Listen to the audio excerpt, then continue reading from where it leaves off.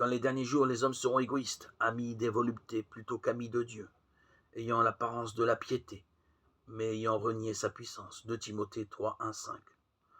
Sonde-moi, ô Dieu, et connais mon cœur. Éprouve-moi et connais mes pensées. Psaume 139, 23. On entend certaines personnes dire « j'ai perdu la foi », comme elles diraient « j'ai perdu mon portefeuille ». Quand on perd son portefeuille, on ne se contente pas de le dire, on fait tout pour le retrouver, on s'inquiète et on s'active à sa recherche. Si effectivement on pense avoir perdu la foi, il nous faut aussi se poser des questions. Autrefois, est-ce que je croyais en Dieu? Et maintenant, je n'y crois plus. Je priais et je ne prie plus. Je lisais la Bible et je ne la lis plus. Est-ce que je vais simplement faire ce constat? Non, non.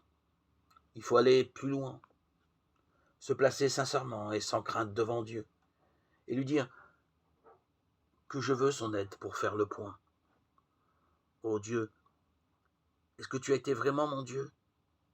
Je sais que tu es le Père de Jésus, on t'a prié en son nom, je me suis joint aux prières de la famille, d'amis chrétiens, j'ai quelquefois fait appel à toi, mais tu restais pour moi un Dieu lointain, sauf dans quelques situations où j'avais vraiment besoin d'aide, et c'est vrai, tu m'as répondu. Si nous disons avoir perdu la foi, une remise en cause de notre passé est nécessaire. Vérifions quelle a été exactement notre relation avec Dieu. 2 Corinthiens 13, 5.